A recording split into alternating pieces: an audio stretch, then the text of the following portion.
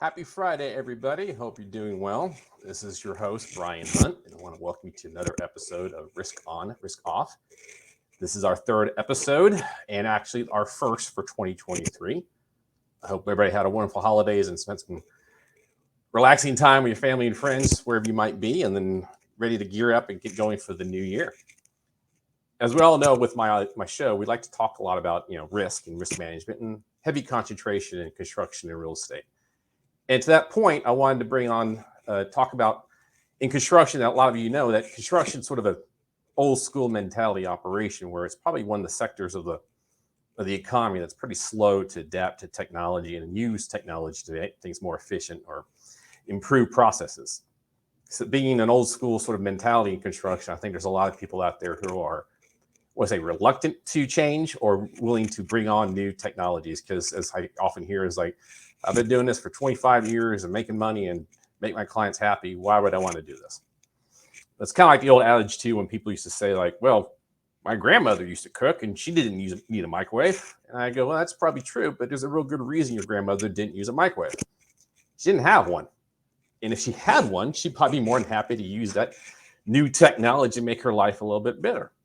And I think that's where we're kind of at a point with construction, is that the industry is sort of getting hit by all sides with a lot of different issues, as far as whether it be rising costs of material, hard to find labor, obviously financing costs are increasing, and there's a whole sort of regulatory components. And even from an insurance standpoint, markets and carriers are kind of reluctant to insure certain types of projects because of what we're seeing in the severity of climate change and increasing frequency and severity of named storms. That it's becoming a difficult market to do projects. If you don't think that's the case, go talk to a real estate developer in South Beach and see if they can get a policy in place these days.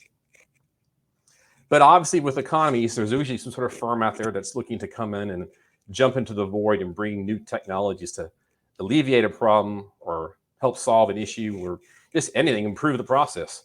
And to that point, I've got the great opportunity and pleasure to introduce to you a very good friend of mine and also my client. That is Mr. Brian Clarke with the firm called Disperse. Brian, welcome to the show. Thanks, Brian. Good to be here. It's good to have you, Brian. And we're going to spend some time about how technology can be used to improve construction and real estate process. But before we jump into that, I just want to spend a little time. Let's get to know about you a little bit about Brian Clarke, your little background and where you come from. So kind of like Brian, in that old game that you and I might have heard back when we were in school, like where in the world is Carmen Sandiego? So where in the world is Brian Clarke today? Yeah, so my home is in central New Jersey along the coast. So I'm in a county called Monmouth County, if you're familiar. So we're a suburb of New York City. Okay. Born and raised in New Jersey, unfortunately or fortunately, depending how you look at it. So, grew up in this area down at the beach area and have watched, the area, just like most of the U.S. and some of the major metropolitan areas, grow and, enhance as it's gone. And grew up in a nice little suburban town, a brother, a sister, and a happy family. So. Fantastic. So you went to Seton Hall, correct? Correct. Yep. So what was life at Seton Hall back then? What made you decide to go to Seton Hall? Well, Seton Hall, it's a New Jersey school. It's got a great reputation for their business school, was one of the main things. My father actually went there and graduated in the 60s from Seton Hall. I was also big into baseball back then, and Seton Hall had an awesome baseball program and produced a lot of major leaguers. Unfortunately, I never made it that far, but but it was a great school, great education, like I said, from the business program. And we also, when I was there, they turned the basketball program around, the men's basketball program, and for sure actually went to the final game when I was there. So we went from nobody heard of us school to playing Michigan in the final game, so which we lost, but nobody expected us to go as far as we did. So it was pretty exciting. Well, that's pretty impressive, I gotta say. Yeah. I wish I was part of it. I did have some friends on the team, so it was a pretty exciting time. Certainly, when you're a 19-year-old kid, everything is just insane. So tell us about your career path, as far as maybe not everything in detail, but let's say what were some of the milestones that got you to where you are now at Disperse? Sure. Yeah. So, excuse me. I've been in technology and technology sales and operations for the last 28 years or so now. So I started out just like most kids coming out of college who are going into business and trying to work in technology. I'm not a technologist by trade, more of a business person. And I got into sales kind of roundaboutly. I wasn't planning to go into sales. Back then, my idea of a salesperson was the old, TV movies where they wore bad suits and chain smoked and try to sell you something, right? And boy was I wrong, right? What a real salesperson is. Thankfully so. So I got my first start with a technology company. I was actually going for my master's and I was waitering, and a man and his wife would come in, and he was a man of few words, but we struck up a friendship over the months that I was waiting on him, and he really liked the way I presented myself and told me he owned a software company, would love for me to come interview for a sales job because he thought I'd be successful at it. Awesome. Got in there, did well, and as the story goes, it's here we are. But so over the last 25 plus years, 28 years, I've been in technology sales and leadership roles.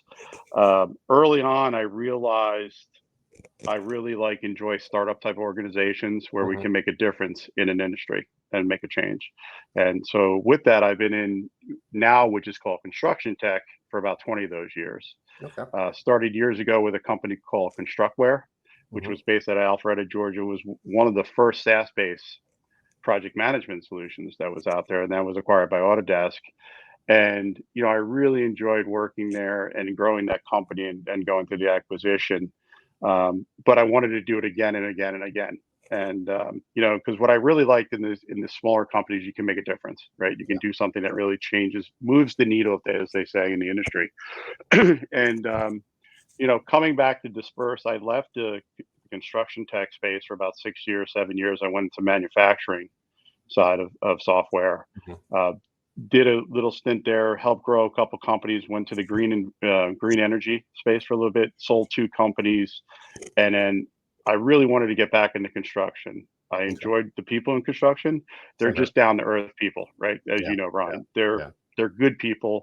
They work hard, and as you said in your opening statement, it's an old school industry that's been around. It's huge. And if you can change a process in this space, you can make a huge difference. And the people here want to make the difference. What I see is that the problem in the industry is the technology has failed the construction industry. Construction tech, it has not failed technology, right? Because so many technology companies want to make construction, especially field construction, manufacturing. It's not, right? Things change on a project site, as you know, right? There's variables thrown at people every day. So that's what kind of led me back into it. And meeting with the Disperse team, the CEO and founder, Felix, his philosophy was that he grew up in a construction family, and he saw the nuances of the technologies that were out there. And that's why, we hit it off, and it's been almost coming up on 2 years in May this year. Awesome. Fantastic. So, you and I got introduced to you in Disperse roughly about a year ago. And when I first heard about what you're doing, I was like, oh, I want to be a part of this, because I do, having been in construction, that was limited amount of time, but, either whether it be directly in construction or supporting construction clients, whether it be in the insurance brokerage or as a carrier underwriter, you understand, especially from my perspective, there's a lot of things that can go wrong on a project. And what we typically do, not just say construction, it doesn't mean any industry. There's a concept of enterprise risk management, like trying to identify risks, maybe whatever you can do to nip in the bud before it gets worse. That's obviously ideal. And then there's also, we'll talk about on the backside, if something goes wrong, then how can you go back and find the source of what actually happened? And so that's where I was like, when I first learned about Disperse and what you're doing, not just video captioning, but the artificial intelligence, I really found fascinating. So maybe this would be a good time, Brian. Can you talk about what Disperse is actually doing specifically in the world of video and artificial intelligence that helps clients and developers work better on a job site? Sure. Yeah, and you're right. I mean, there's so much thrown at people on a construction project, and the enterprise risk management. That's what they do all day, is they manage risk, right? How do they mitigate the risk down? So Disperse at a real high level we're a data analytics platform. and it's supported by AI, as Brian mentioned, machine learning, computer vision, whatever buzzword you want to use. But in a nutshell, what we do is we integrate into your projects, your schedule, your drawings, your BIM model, if you have it. And so if you're working in P6, and we're going to look at all the critical tasks that you want to track, right? And throughout the process of superstructure, facades, roof, MEP, fit out, and closeout going to for your TCO, you're sitting there, your teams are watching, your superintendents and your project managers are constantly walking the sites. You have supers out there all day, every day, boots on the ground, folks, right? And what they're doing is they're looking for issues, right? They're trying to mitigate issues, minimize their risk on these projects to drive it on time, on budget, and minimize risk for today and tomorrow. That's what they focus on all day, every day, these people. So what we want to do is we want to take away those menial tasks that they do going out there. And the way we do it is we fully integrate into your project as a consultant, as another extension of your project team. My team builds that out, and we build our platform to represent visually what your project looks like, whether it's a multi-family resi, a hospital, 700,000 square foot hospital, or an ER, renovation project, right? It runs the gamut depending on what you want to do, manufacturing facility type of thing. So we're going to visually represent that, and we're going to take your critical task or the components that you track on a project. And what Disperse has done, because we focused on the data in the photographs, we take these photos on a job site. There's a lot of photo capture solutions out there, and they focus on the photo, and that's great, right? That's been going on for many years. Companies like Multivista has been taking photos on job sites for close to 20 years now, right? And they do a great job of what they do. What people have been saying all along from back in the day when I started in construction, people were taking photos with cameras and then digital cameras, and then the phones came out, right? And everybody walks around with a phone and takes a picture, and everybody can appreciate that there's data in those photos. And if you take 10 pictures, you can evaluate the data and extract that data out of those photos. What happens when you take 1,000 pictures of your job site? How do you get that data? You need a whole team of 50 people every day going through that to evaluate it. That's why you need a platform like Disperse. And what we do is we go through that, and depending what the critical path tasks that the projects want to track, we're going to tell you work in place, percent complete. We're also going to tell you any issues or spotlights, as we call them, in Disperse. And we're going to say, based on what we see, this is wrong. This doesn't look like it's in the right place. This potentially could be rework, right? So we're going to mitigate quality and rework, and then obviously minimize risk at that point, right? Yeah, can we dig in a little on that one? Because I think people, conceptually sounds fantastic. Can you maybe talk maybe anecdotally as far as some specific issues that you guys have worked with, and you've got to withhold the names of the company to protect the interest. That's fine, but just let's talk about some like specifics. What we be able to do? Yeah, I mean, obviously, we're taking a complete photographic record of this job site as well, right? And what we do, we are a full service provider. We want to allow the boots on the ground construction folks, the supers and the PMs, especially, to do what they do best, right? And that's drive their projects forward in the proper way. But what we want to do is also give them that data points that they can make those critical decisions as they do. As you know this, Brian, walking job sites, they are the biggest multitaskers. I consider myself a great multitasker. They put me to shame, right? These guys can make decisions. They come out of the job site trailer and they're just bombarded with just chaos coming at them, like, instantaneous, and they have to make decisions. And if they have to stop and go find information, that slows down the project. And their whole principle is to drive the project forward, at the same time minimizing risk, right? And deliver the best quality product. So with us, what we're doing, because we take complete snapshots and photos of every spot, and one of the first things our platform does is we create like a Waze map or a Google map based on your schedule and based on what we see is going to be there, where somebody's going to take a picture. So week in and week out, so week 1 through week 458, you're going to have that picture that's going to represent. So you're going to have that visual representation of it. What you're also going to have is each week you're going to have that data extracted, what's important to you in driving your project forward. So you're going to see what was put in place, what wasn't put in place is more importantly, right? And we all know punch list and work to complete list in construction, right? And what happens, human beings walk into a space, and if they see something wrong, they document that and they execute to fix that problem.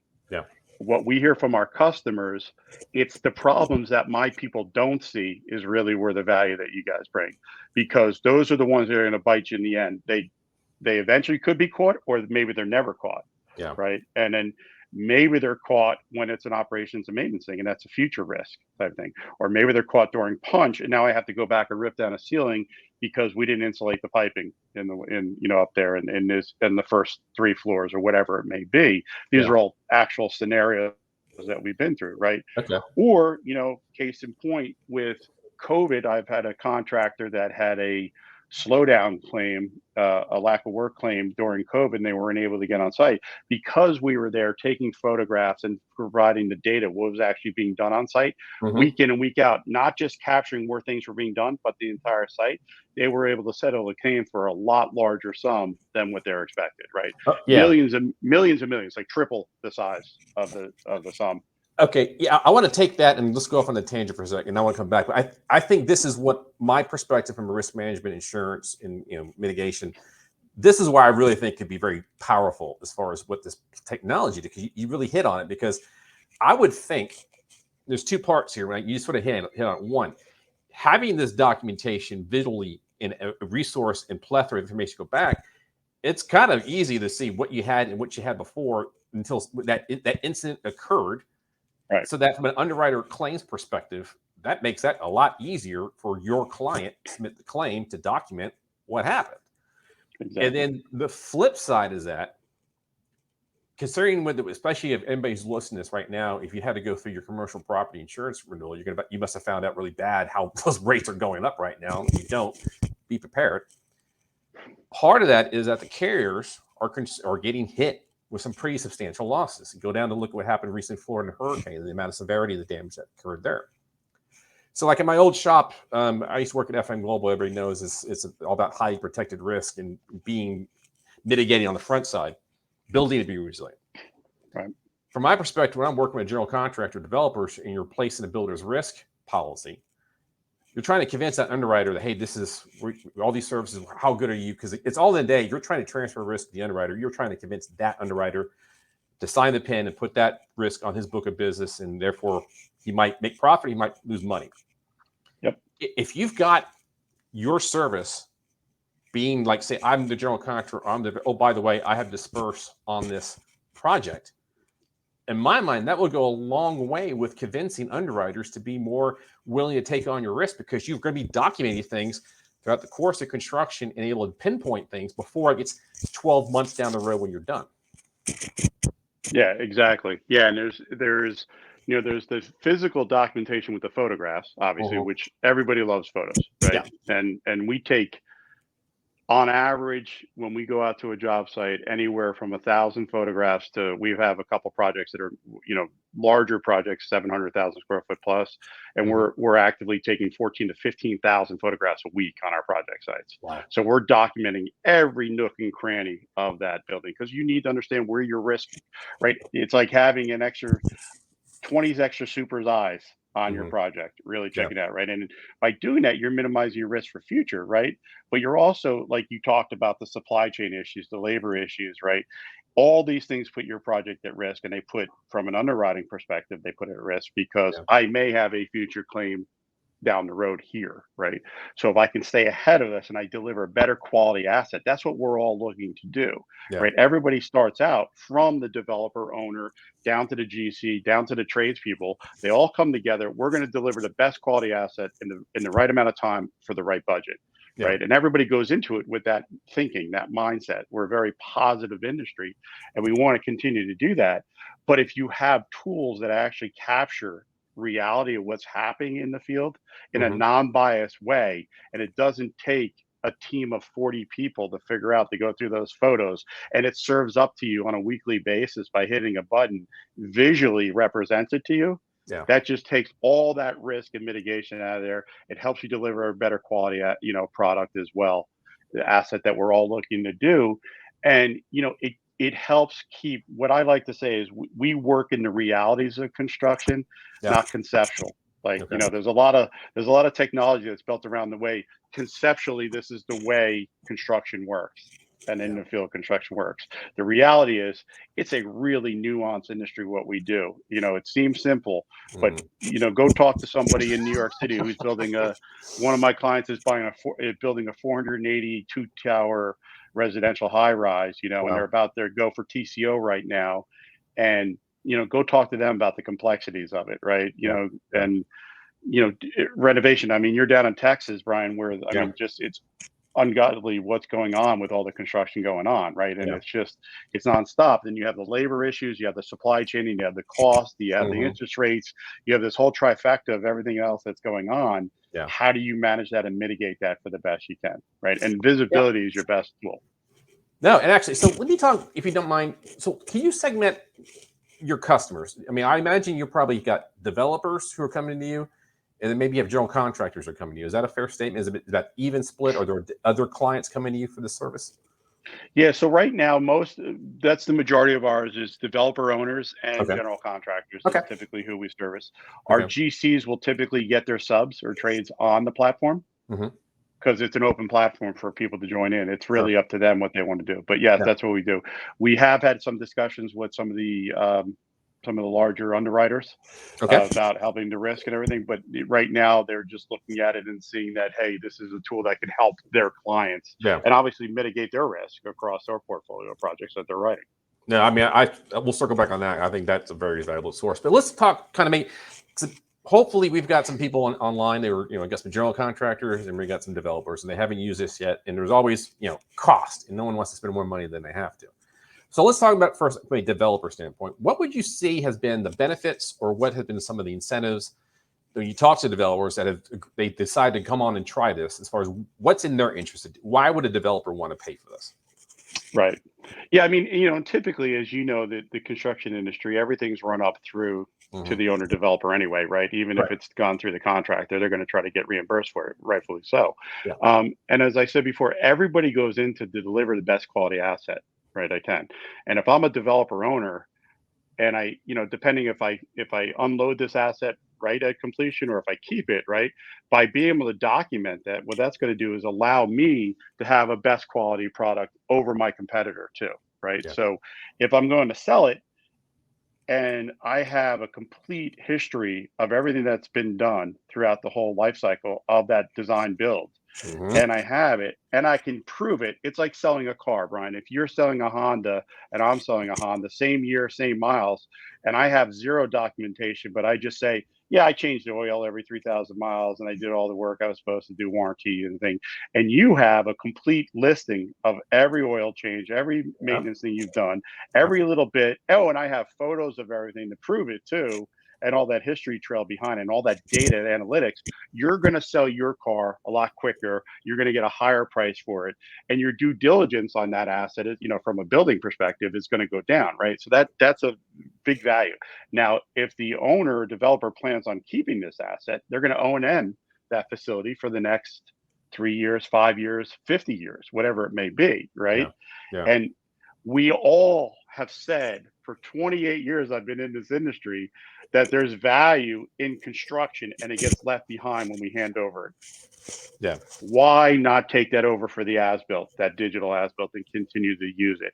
And what is easier for people to understand than a photograph with what's going on, and then having all that data behind it, that you don't have to go look through those photos. I can just look through the data, and then the photo is the supporting documentation of that data.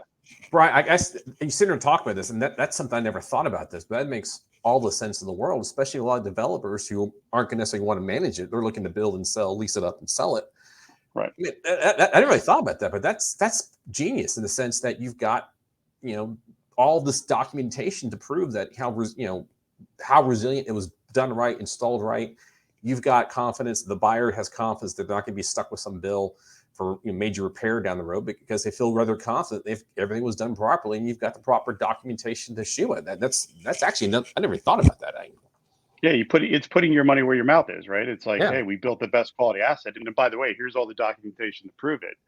And that's a really big thing. And again, if you're going to sell it like that, you want to know what you're building is the best quality asset, right? Your name, especially if your name as a developer is on that building, Yeah. You want to make sure that you have it. And if you're going for like a LEED platinum certification or gold or whatever it may Hmm. be, Hmm. those are all things that we can help out as well, because we're documenting all these processes down to the minutia data on all the components that are visually captured on a job site. So, That's and we're able amazing. to serve that up like instantaneous. Wow. That's what's the amazing piece of it. All right, so let's flip it the other side. General contractor. Why Yep. would say the general contractor want to? Because I, having worked as general contractor, they don't want to spend more money than they have to. So Right.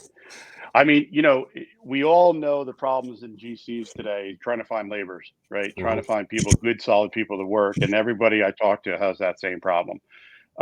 You know, so that's number one. Number two, you know, with COVID and the shutdowns and the supply chain issues, we saw unprecedented supply chain issues that we've seen, right? You know, Yeah. some materials are still a year out, right? Things that you could get, you know, at the local supply house now takes 32 weeks to get, like some ceiling tiles or something like that, electrical components. It's settled down a little bit from I'm talking to my customers, but it's still for certain components, it's still out there, Mhm. right? So what I again, everybody goes into a project, all the major stakeholders on a project go in, we're going to deliver the best quality project on time and on budget and minimizing our risks for Yeah. everyone, right? Yeah. That's the goal.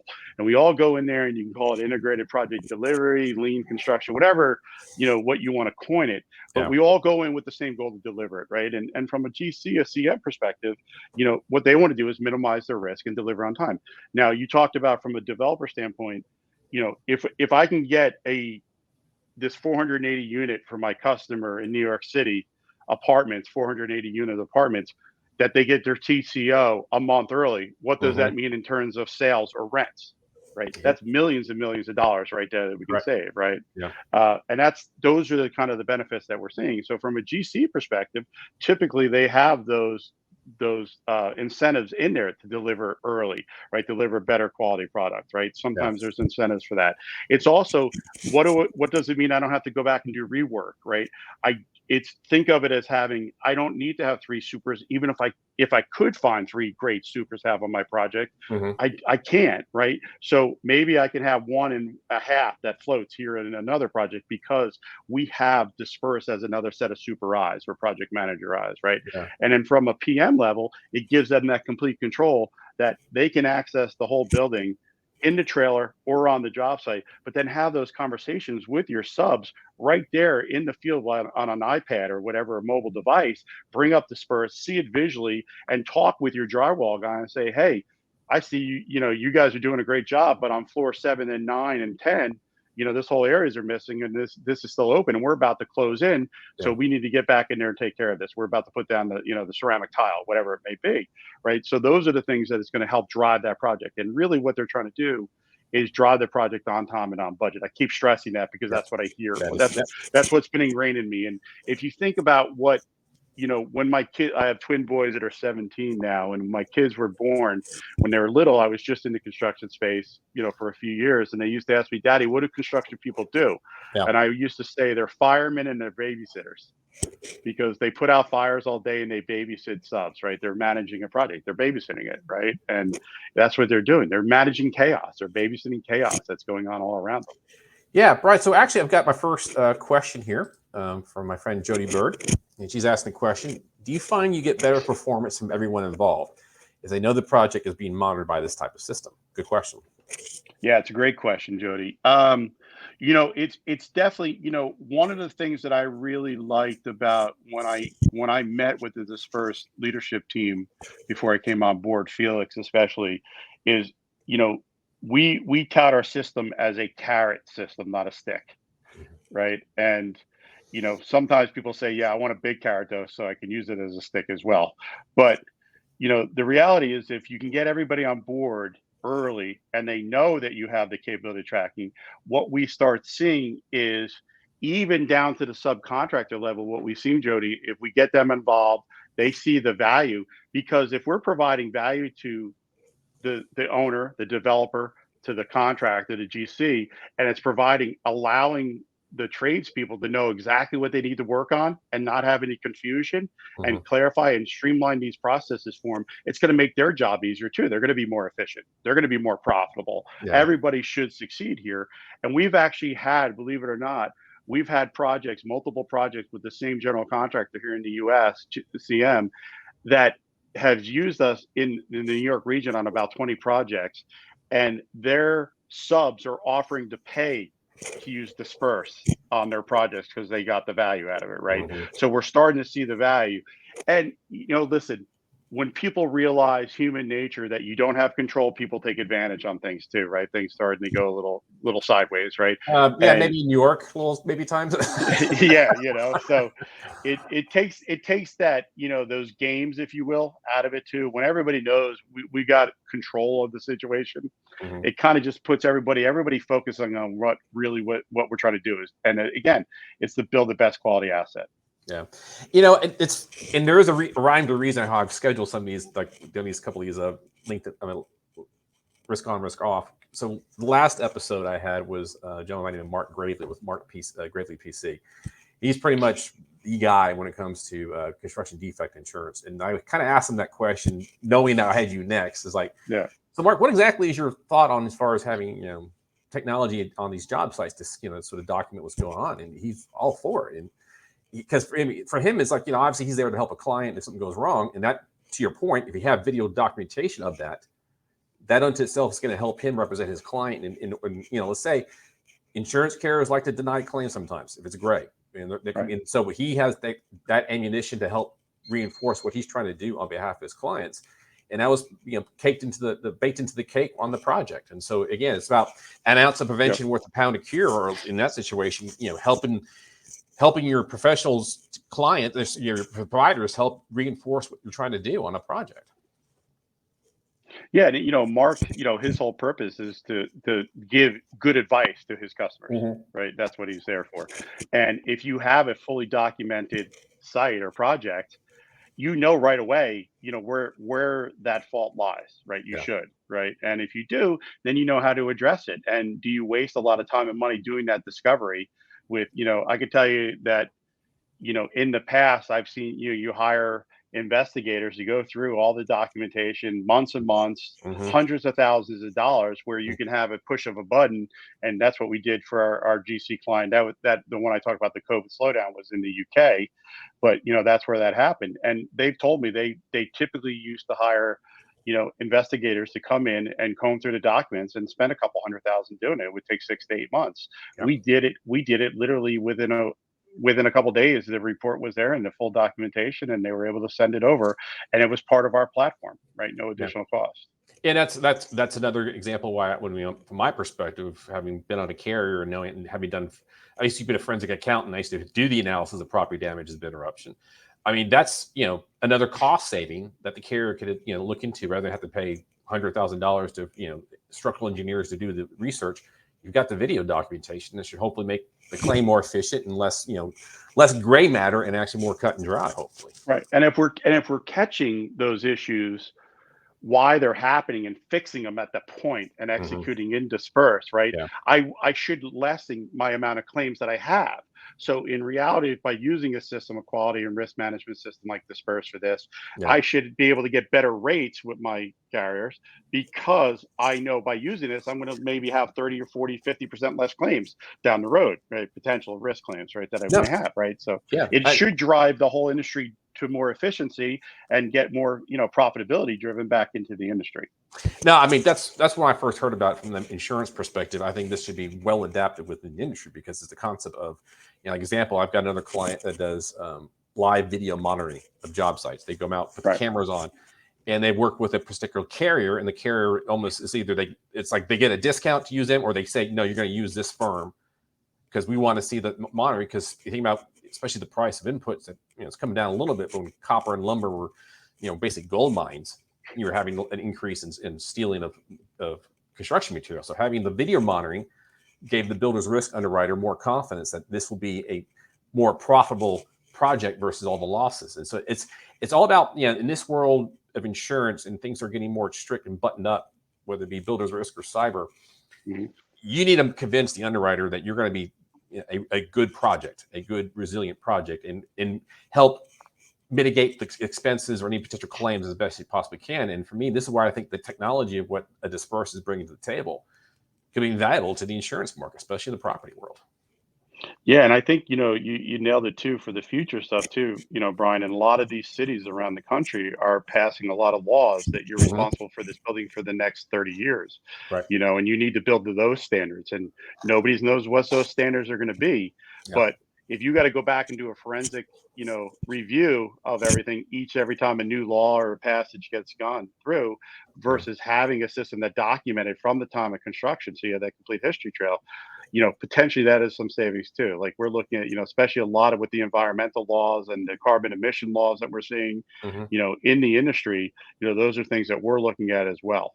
Yeah, and you mentioned the comment as far as, and this was another thing where I think this whole concept as far as being resilient, enterprise risk management, reduce your exposure, and you mentioned the concept of lean construction.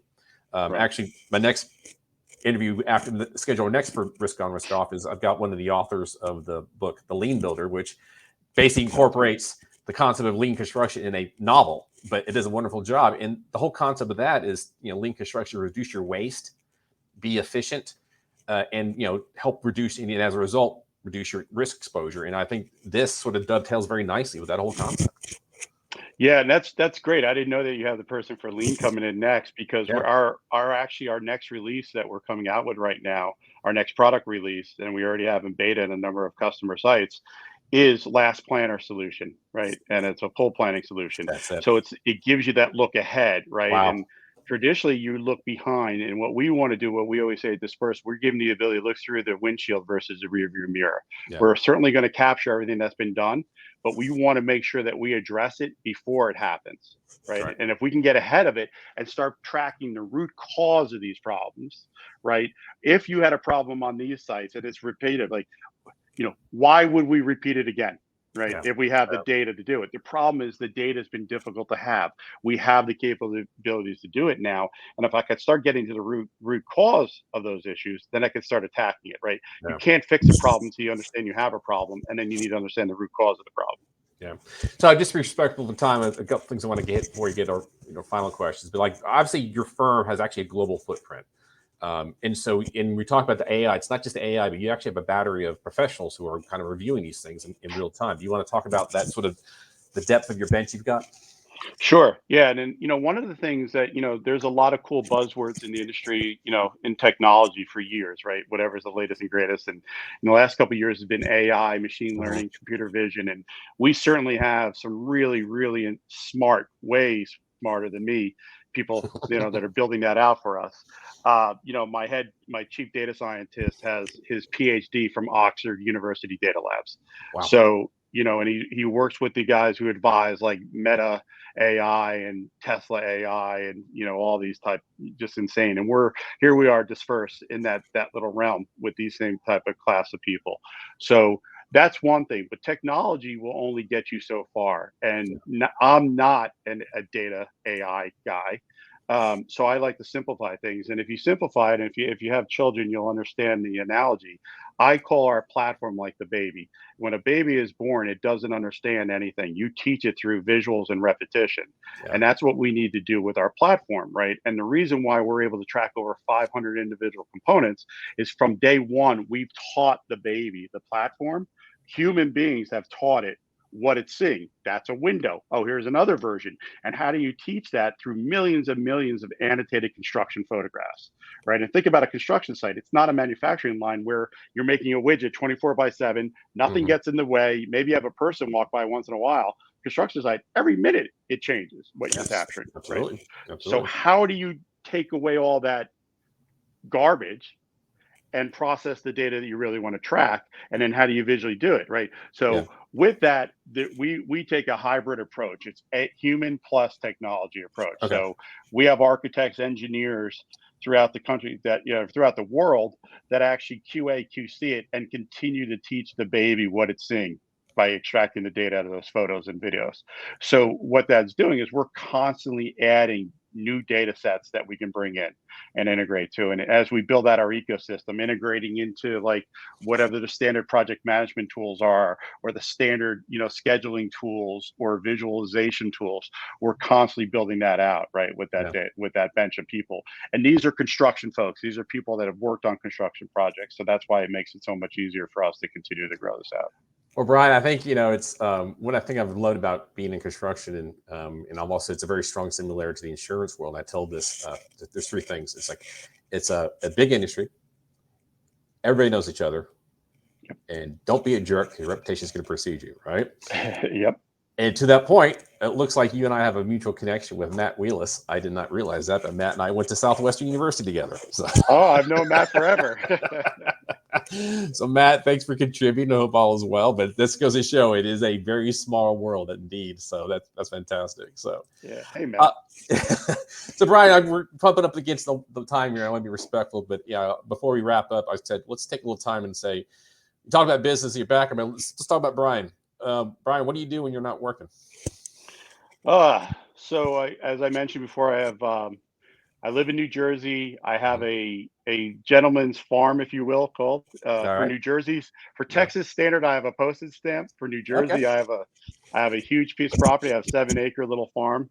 Okay. Um, and we have Scottish Highlander cows, a couple horses, well, down to one horse now, and some chickens and dogs and cats, Nice. twin boys and a wife, a family. Wow. Uh, Typically, I consider myself for most of my life a surfer, snowboarder. Okay. Um, but now I'm starting to come to realization as I get older that I don't really surf much. I just kind of float. So I'm going to stop using the words that I'm a surfer. Yeah. I do snowboard though still because I don't Okay. have to paddle to catch the mountain. I can just get up and go, so it's a little bit easier on me. Yeah. Where do you typically like to go snowboard? So typically on the East Coast, we get a lot of ice, so we do a lot here. And I was spoiled for many years. I worked for a company in out of the Netherlands, and I ran global operations for them as well. All right. So every January, I would have our kickoff meeting somewhere in Europe, and I would try to spend at least a week in the Alps. So it was Austria, Nice. Switzerland. Nice. All right. So I got spoiled. As my sons are into it now, surfing and snowboarding, I'm going here. So we go to a couple local mountains here in New York. But I've been in Utah, Canada, all across the U.S. and Good for you. some of Europe. But Europe is having a tough winter this year with their snow. Yeah. So it's been tough. And then, as I get older, I've been doing a lot more fishing and hunting, All right. and doing a lot of that. So I do a lot of offshore fishing. Well, that was a question we had from Jody before you said that. So she was wanting to know if you did any fishing. So I Oh guess yeah, probably some of the fishing rods. Those are my back ones. fair Backup, enough. Jody. Yeah. Very good. So Very good. Yeah, I picked up skiing kind of late in life. It was one of those things.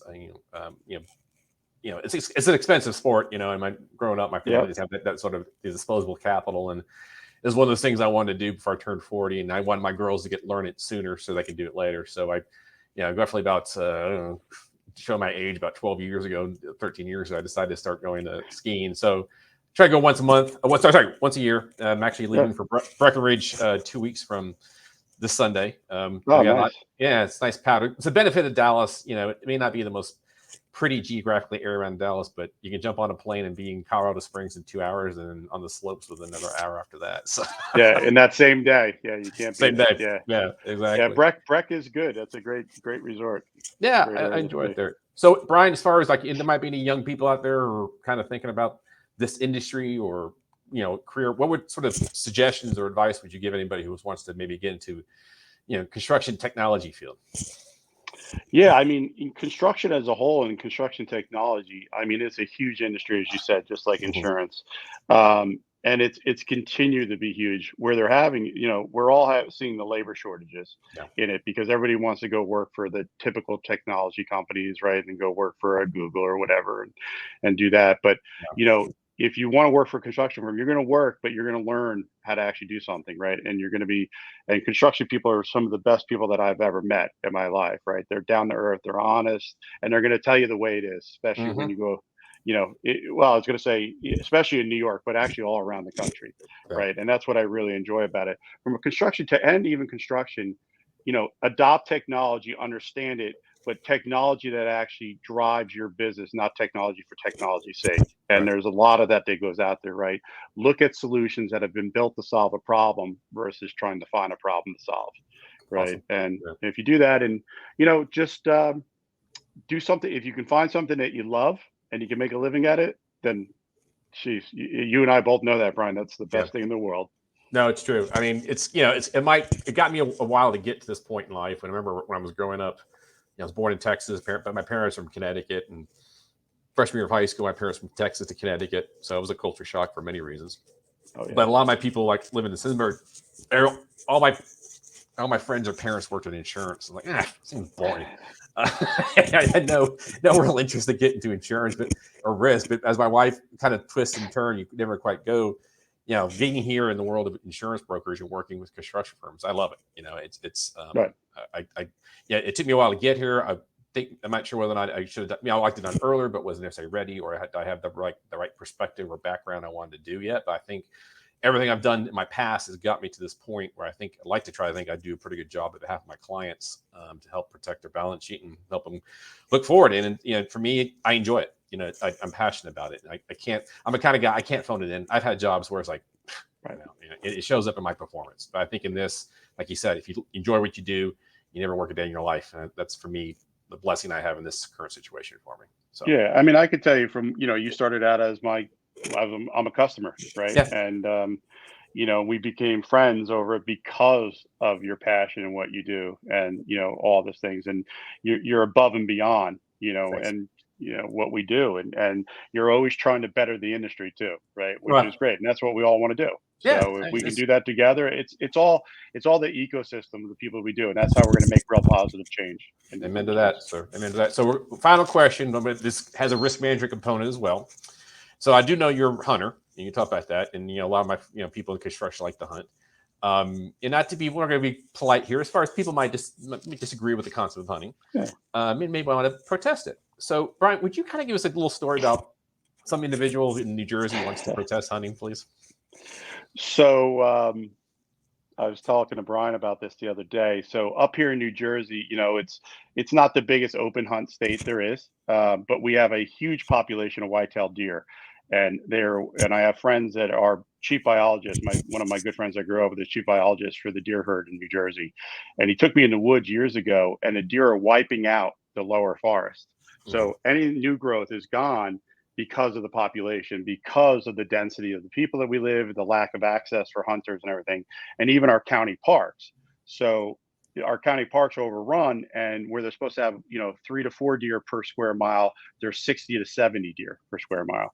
So they have these depredation hunts to come in, and a hunter has to pay. And a lot of times we donate the venison for hunters for the hungry, for the homeless. Yeah, sure. And so last week I was out, and we were, they closed up the county park. It's from 5 a.m. to noon. It's closed to the public, so nobody can come in. They have all the rangers around, because you have people in the trees with shotguns, and it's not a smart place to be walking. And I ran into, as I was leaving, I was talking to another hunter, and he goes, "Did you see that woman that walked through all dressed in black?" And I said, "No, I didn't see her." And he said he watched her come in from the road down the hedgerow. Now, this is a very cloudy day, overcast, completely dressed in black, walking through, looking for people's stands to yell at hunters because they're hunting, walking into basically a war zone. Yeah, and she's wearing all black. All black, right. Okay. And we are in hunter orange because of safety concerns. Yes. And there's a reason for that. Correct. And I'm up in a tree, so chances of me getting shot are pretty low. But talking about a risky situation, and I think I said, I guess she was willing to put her life on line for what she believed in. But yeah, and there's a reason why construction workers wear very bright fluorescent jackets, and there's a reason why hunters wear certain bright things. So if you're out there, people, and you want to protest hunting, please do, but just wear very bright clothes and make sure you're not doing it in dark in a forest. Exactly. All right, Brian, thank you so much for your time. This has been a fantastic conversation. We greatly appreciate your input. If anybody was to see this and want to reach out to you directly, what would be the best way to do that? Yeah, I mean, definitely. If you want to take a look at it, my email is probably the best way to get me, is brian@disperse.io. You can come to our website and, click on request some more information if that's easier as well. And I'm also on LinkedIn, obviously. So feel free to connect, and I look forward to it. And I love expanding my network. And Matt Willis, it was great to see you that you're on. Small world. Brian, thank you so much for your time. I appreciate it. All right. Thanks, Brian. I'll talk to you. Yeah. Okay, everybody. thank you for joining our show. Again, this has been episode number 3, Risk On, Risk Off. Greatly appreciate this. We've I think a great conversation with Brian over at Disperse. I learned a lot as far as what it can do, and also how definitely it can provide a return on investment for both not only general contractors but developers. If you wish to see a certain topic or cover a certain area with respects to this program, please reach out and let me know. You can also start finding these videos on my YouTube page. It's under the flag of 60 Seconds of Risk. I have a direct play channel, a playlist that has these episodes. This is going to be a once a month sort of thing, maybe accelerate in the future. And I mentioned the next topic, we'll be talking specifically about the concept of lean construction. So until next time, guys, bye-bye.